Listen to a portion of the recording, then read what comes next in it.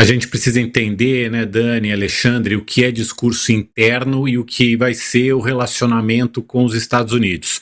O presidente americano, Donald Trump, acabou de publicar aqui, acabou de sair um trecho de uma entrevista dele à revista The Atlantic, em que ele fala que a presidente interina da Venezuela, Delcy Rodrigues, vai pagar um preço muito alto, provavelmente maior que Nicolás Maduro, se não fizer o que é certo. Essas aspas estão aí na edição da The Atlantic. Segundo a revista, Trump deixou claro que não vai tolerar o que classificou como rejeição desafiadora de Rodrigues à intervenção dos Estados Unidos. Trump disse que a Venezuela pode não ser o último país sujeito à intervenção americana. Precisamos da Groenlândia, com certeza, declarou o presidente. Bom, aí já entramos na Groenlândia, mas em relação à Venezuela, já essa fala em tom ameaçador de Donald Trump, e mais cedo o secretário de Estado norte-americano, Marco Rubio, deu uma entrevista a uma TV americana, a CBS News, dizendo que tem disposição para trabalhar com as lideranças venezuelanas, mas colocou um condicionante: a depender de suas ações. Ele disse o seguinte: vamos fazer nossas avaliações das pessoas. E ele foi mais além. Ele falou ali para a entrevistadora: você está me pedindo para fazer uma avaliação, no caso sobre Delcy Rodrigues e Maria Corina Machado. Faremos uma avaliação com base no que elas fizerem, não no que disserem publicamente nesse ínterim, não no que fizeram no passado. Vamos julgar tudo pelo que fizerem e vamos ver o que fazem.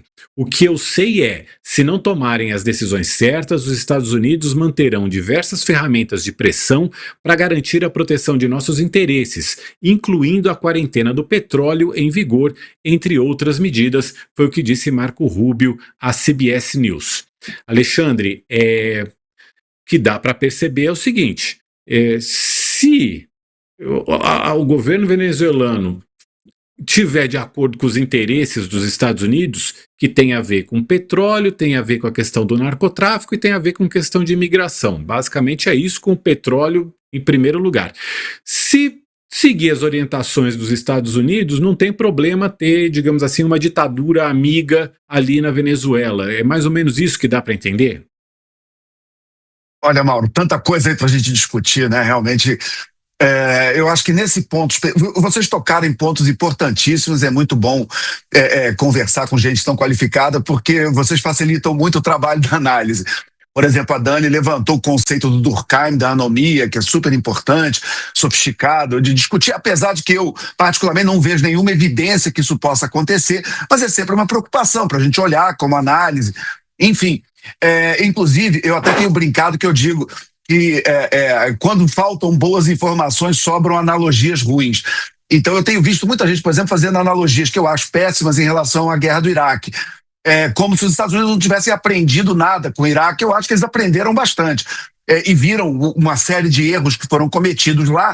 E nessas primeiras horas, é muito pouco tempo ainda, mas eu vejo que algumas lições em relação ao Iraque foram devidamente aprendidas. Por exemplo, a de sair destruindo o país e o regime. E isso não aconteceu. Foi uma ação cirúrgica, pontual, que pegou o Maduro e tirou.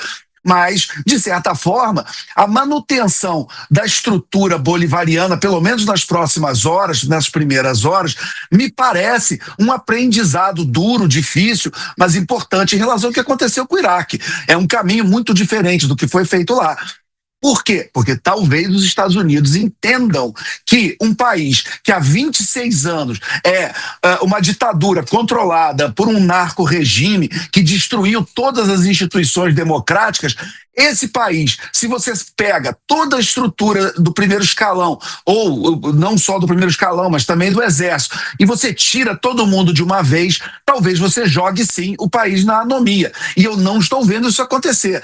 E ninguém vai dizer que o Donald Trump e esse governo é um governo amigo dos bolivarianos, ou da Delcy, ou dessas pessoas que estão lá. Pelo contrário, talvez seja um cálculo pragmático do entendimento que, retirado Maduro, enfraquecido, a cabeça decepada, a cabeça da serpente, você possa ter com um governo que os Estados Unidos não são aliados, não gostam, mas talvez possam negociar e conversar para uma transição onde deixe de ser, e na verdade, e eu acho que o grande ponto aí das 500 coisas que a gente tem para discutir, seja o seguinte: a gente sabe, e ninguém é inocente para saber que o foco não é a Venezuela, o foco é a China e a maneira como a China usa a Venezuela. Eu até brinco, que eu digo, olha, muita gente se incomodou com os Estados Unidos mandar um porta-avião para o Caribe, mas a Venezuela é o quê? A Venezuela é quase um porta-avião em formato de país da China, aqui dentro do quintal americano. Uma coisa que a China nunca permitiria no quintal dela. Né, uma coisa que a Rússia não permitiria, que vamos dizer que esse eixo, que é o eixo dessa nova Guerra Fria, que é o eixo Rússia, Irã e China, eles cuidam com mão de ferro de uma maneira muito importante do quintal deles. E, aparentemente, os Estados Unidos estão inaugurando uma nova era de dizer, olha, as regras que vocês aplicam lá para o lado de vocês, eu vou aplicar para o meu lado aqui. E isso é importante também, outro ponto que foi levantado em relação ao chamado direito internacional, talvez, eu acho que esse é um ponto para a gente discutir, se talvez a gente esteja acabando com uma era de uma certa hipocrisia, onde se fingia que as potências não exercem seus poderes e que tudo poderia ser sentado e discutido, quando, na verdade, na prática, não é o que acontece. As superpotências, elas exercem seu poder, principalmente nas suas zonas diretas e primárias de influência, e talvez o mundo esteja caminhando não para uma realidade diferente, mas talvez para uma realidade menos hipócrita, onde as cartas estão na mesa e onde os países são mais, vamos dizer, abertos em relação aos seus interesses, ao que eles fazem. Agora, como que eles agem, como que o governo americano vai agir? Como é que a gente pode olhar? A gente vai olhar em discursos ou a gente vai olhar em ações? Nós vamos olhar em ações. Então, por exemplo, os Estados Unidos, logo no começo do segundo governo do Trump, eles tiveram uma ação ali no Panamá muito importante. Eles basicamente botaram a China para correr do Panamá. E não teve gritaria, não teve intervenção, não teve nada. Teve o que eu acho que é o playbook, a maneira de trabalhar do Trump, que é um certo padrão, que é o quê? Ele faz o bom policial, o mau policial com o Marco Rubio. Ele grita, fala, faz aquele estilo dele, enfim. E aí depois ele manda o Marco Rubio para sentar com as pessoas e resolver como o bom policial. Ele faz, o Trump faz o mau policial, desses discursos com um tom um pouco mais agressivo, mais afirmativo da força americana, da disposição americana, do America First. E depois vai o Marco Rubio sentar com as pessoas e falar, não é bem isso, vamos sentar, vamos resolver. E isso aconteceu, me parece, com muita eficiência no Panamá. O conflito do Iraque foi basicamente resolvido com a libertação dos reféns. Claro que aquela região não vai ficar em paz, talvez para os próximos 1000 anos, mas um avanço aconteceu importante. Talvez tenhamos esse ano um avanço importante ali na região da Rússia com a Ucrânia. E na região da Venezuela, tudo pode acontecer, mas eu não vejo hoje motivos para algumas análises extremamente pessimistas. Acho que nós podemos ter talvez uma saída, como outras que nós tivemos, onde a despeito do discurso, haja algum tipo de solução negociada para que a Venezuela não deixe mais, não seja mais esse proxy, esse posto avançado ou esse porta-avião desse eixo da Rússia, do Irã e da China, incrustado aqui na zona primária de influência dos Estados Unidos. Tem uma coincidência interessante que vai nesse sentido que você está falando, Alexandre, que o poderio militar que está ali estacionado nas águas do Caribe, ele é o maior desde 1962, na crise dos mísseis de Cuba. Né? Então, assim, de fato, isso vai aí muito no mesmo sentido do que você está falando, dos Estados Unidos tentando retomar a sua influência na região. Agora, Mauro, vamos lá, diga. Não, pois Não, não. eu só ia dizer o seguinte. Não, eu só ia dizer o seguinte: você pega o maior e mais sofisticado e mais avançado submarino nuclear do mundo, manda para o Caribe, e eu vi muita gente achando que aquilo era para ficar dando tiro em barquinho de traficante. E era óbvio que não era. Era óbvio que tinha alguma coisa maior acontecendo, óbvio. E agora as coisas estão ficando mais claras. Então as pessoas acham que a coisa ia vir, as coisas vinham com muita velocidade, com muita sede, mas era óbvio que muita coisa ali estava em formação. A gente provavelmente em algum momento vai falar também, por exemplo, daquela visita do Joesley para conversar com o Maduro. Quer dizer, já tinham negociações que estavam em andamento, tinha coisa acontecendo, né? Houve uma série de tentativas aí até de que Maduro deixasse o poder, inclusive a escolha da Delcy Rodrigues, o fato dos americanos aceitarem que ela continuasse no poder ali, tem um pouco a ver com isso também, pelo perfil. Eles achavam que, isso tem uma matéria no New York Times falando sobre isso, de que eles sentiram que ela conduzia bem a questão da PDVSA, que é a estatal petrolífera da Venezuela. Acho que a Dani está pedindo para falar alguma coisa, que eu vi ela sinalizando. Diga lá, Dani. Várias. Não, começando pela Delcy, né? A Delcy, ela é chavista raiz. Ela não é uma chavista moderada. Ela vem como uma personagem que é leal mais à esquerda desde que o Chaves, Maduro, né? do Maduro. Ela não tem ali, ela não é uma chavista Nutella, ela é uma chavista raiz. Se ela vai se mostrar uma política no poder mais pragmática do que foi, e aí é importante a gente voltar até Chaves, não é simples o cenário, tá? Ele não é dicotômico, ele não é branco e preto, ele é bem confuso. Chaves é o responsável pela estatização completa, pela tomada completa das reservas de petróleo da Venezuela. E ele faz isso sob protesto já na época de superpotências. E faz uma série de discursos dizendo que todos os que tentaram nacionalizar o petróleo venezuelano foram alvo de ações dos Estados Unidos.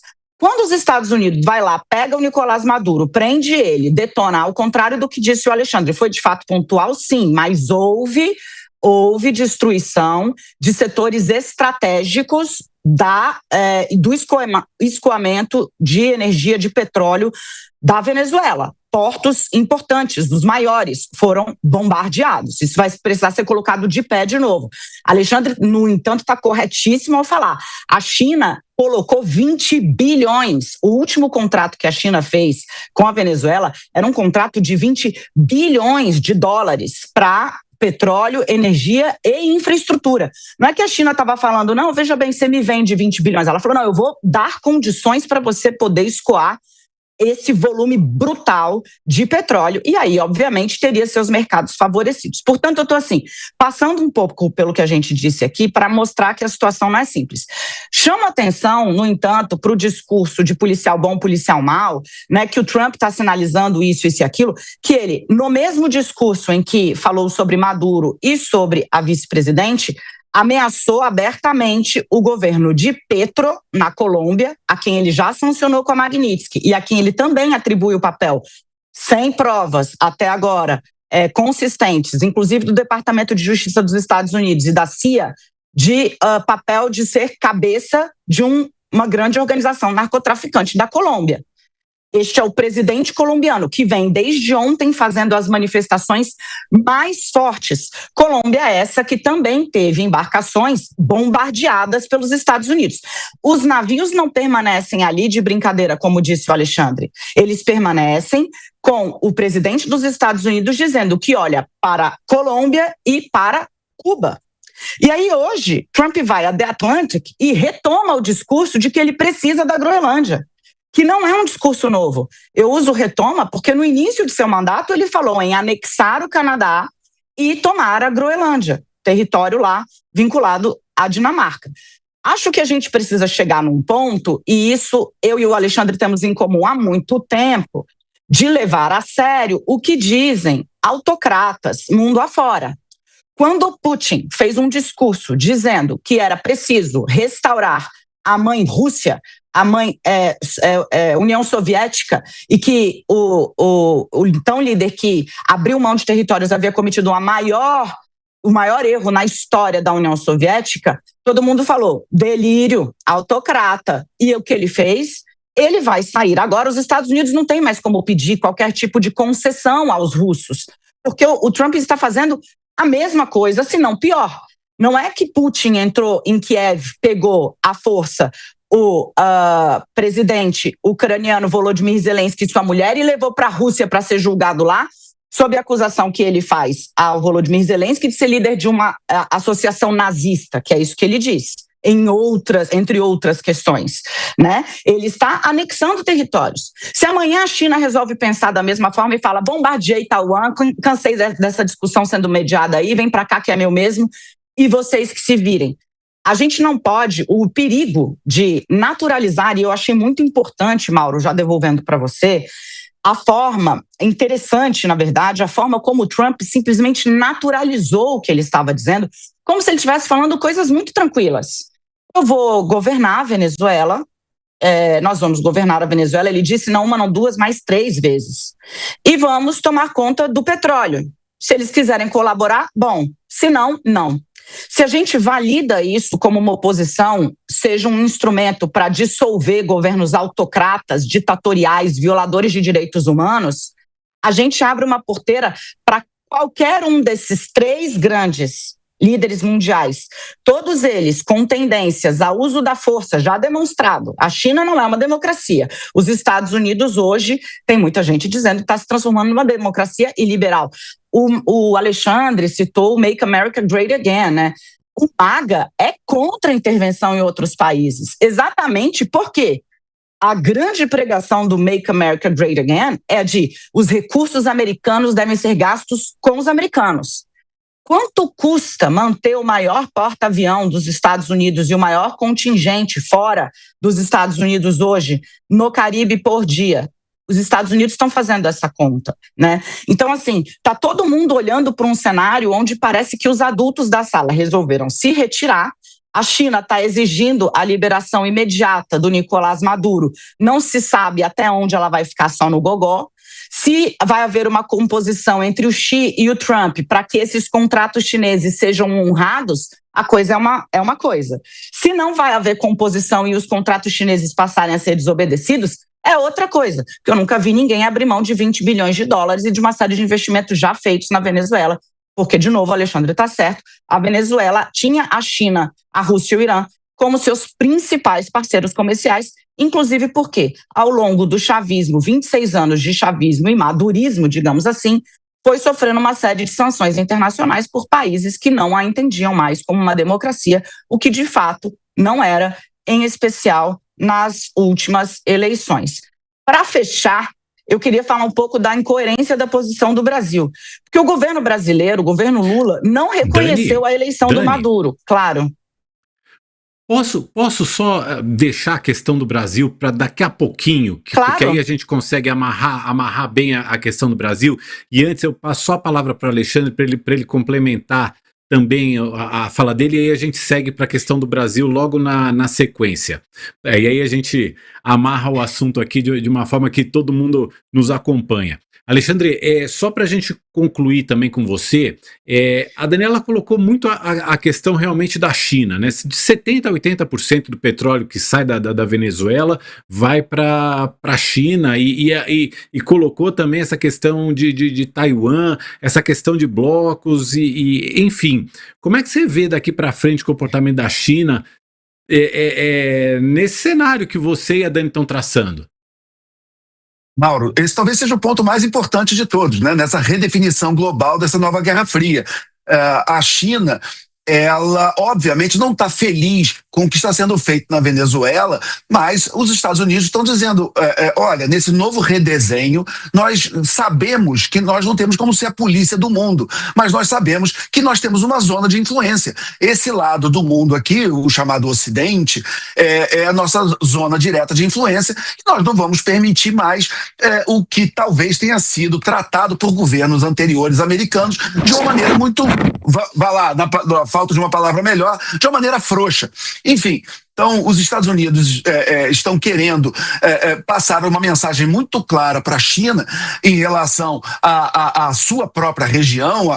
Todo mundo agora resolveu reler a doutrina Monroe, mas agora em novembro os Estados Unidos publicaram um documento que eu convido todo mundo a ler, um documento muito interessante, onde eles falam dessa nova política externa, onde há um corolário do Trump em cima da doutrina Monroe, e é um documento que está muito claro o que está sendo falado e pensado hoje em termos de política externa americana. Mas em relação ao que você me perguntou em relação à China, eu acho até que tem se falado muito pouco da ação que a China fez, do bloqueio que ela fez agora na virada do ano em relação a Taiwan, e o tamanho do problema para o mundo que vai ser na hora que a China, que na minha visão não precisa de desculpa de nada nem de ninguém, ela tem a agenda dela em relação a Taiwan e ela vai fazer independente do que os Estados Unidos faz aqui ou lá, ela tem a sua própria agenda e ela está fazendo.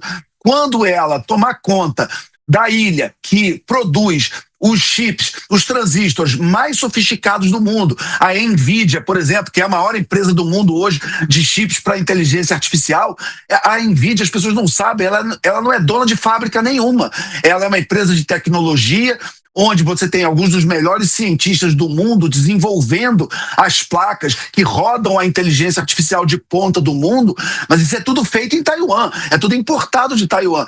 No momento em que Taiwan se fechar para o mundo ocidental e ficar basicamente na mão da China, a tecnologia do Ocidente, ela toma um maior tiro que ela já tomou na sua história, porque a tecnologia está nos computadores, mas estão nos equipamentos militares, estão em tudo, na distribuição de energia.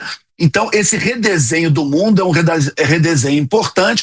Por quê? Porque você tem essas linhas em relação à energia que estão sendo redesenhadas. É óbvio que, por exemplo, o petróleo venezuelano é extremamente estratégico para os planos dessa pujança americana em relação à inteligência artificial, que é, de todas as tecnologias já inventadas no homem, a mais demandadora de energia, né? É a que mais consome energia.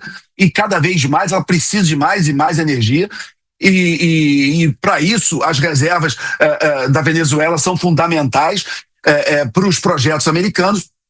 E desse novo redesenho mundial, a mensagem que se passa para a China é: olha, a gente não tem mais como ser a superpotência única, hegemônica, polícia do mundo. A gente entende que nós estamos voltando para um redesenho parecido com o da Guerra Fria, onde a Ásia e essas superpotências, China, Rússia, tem a sua zona de influência e nós temos a nossa aqui. Claro que nós estamos começando a entender esse novo redesenho mundial, mas me parece que num olhar pragmático, num olhar de entendimento das ações, do que está sendo efetivamente feito, você pode considerar que, por exemplo, quando os Estados Unidos vai lá naquela operação do martelo da meia-noite e destrói usinas nucleares iranianas e volta, muito alarmismo, a Terceira Guerra Mundial vai começar. Não aconteceu nada. A China deu 2 ou 3 notinhas e ficou por isso mesmo. Então, assim, a gente está no meio de movimentos, Mauro, que são históricos, que vão ser estudados nos próximos séculos, o que está acontecendo nesses anos. Então, nós podemos ter as nossas primeiras impressões, mas nós também temos que ter, vamos dizer, a humildade de entender que a gente está vendo a história se desenrolar na nossa frente e tem muita coisa que está apenas começando.